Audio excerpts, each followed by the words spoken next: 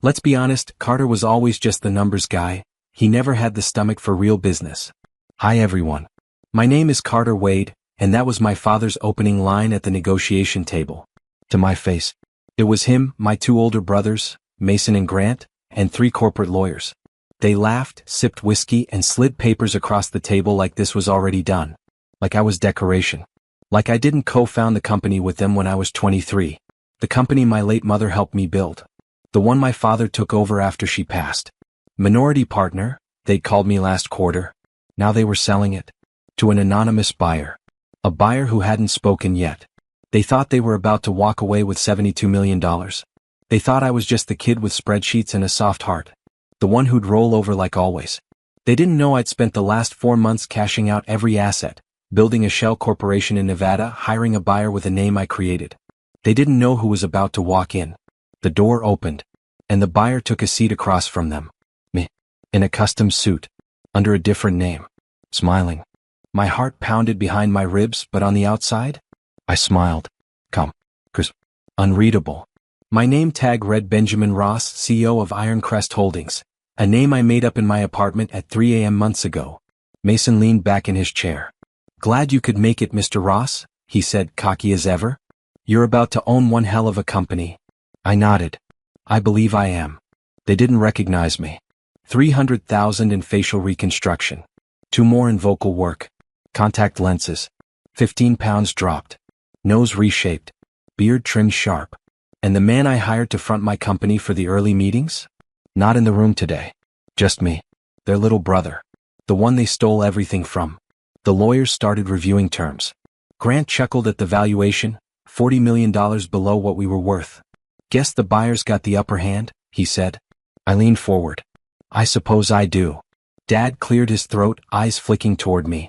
A flicker of suspicion, then gone. He poured himself another drink. They signed the pre-approval agreement. Hands were shaken. Mason raised his glass.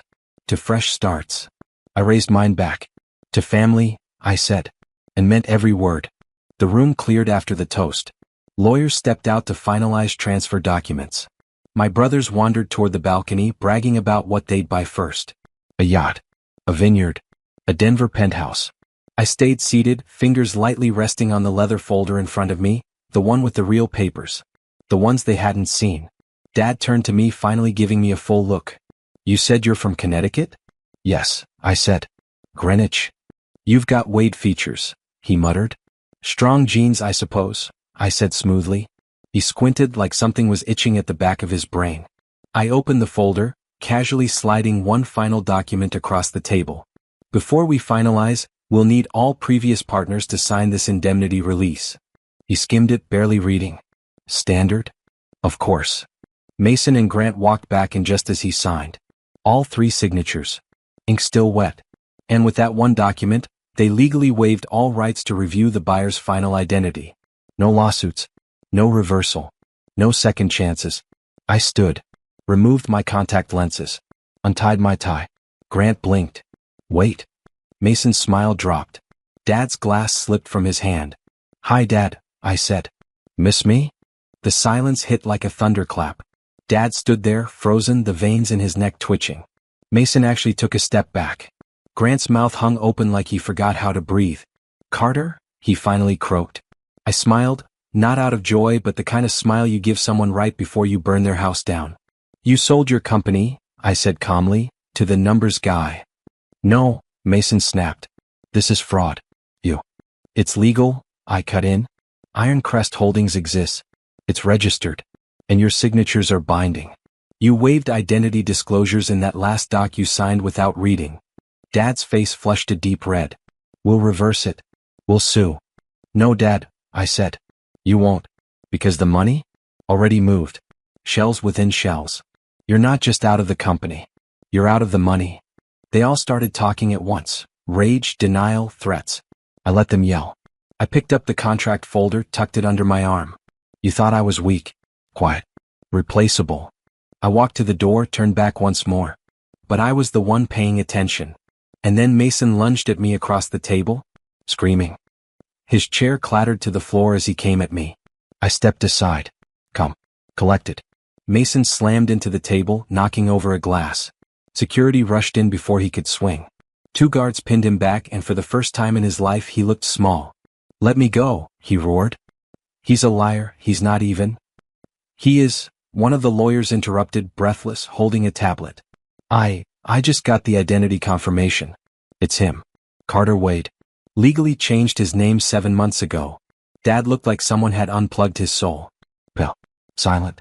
His empire stolen by the son he thought was too soft to fight. "You humiliated this family," he said finally, his voice shaking. "No," I said, stepping closer, lowering my voice. "You sold this family for your pride. I just took back what Mom built." Grant leaned against the wall, silent, sweating.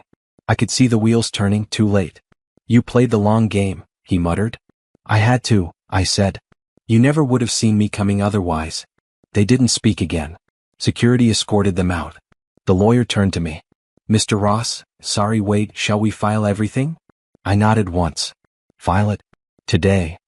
By the end of the week, the sale was finalized. The board approved the transition.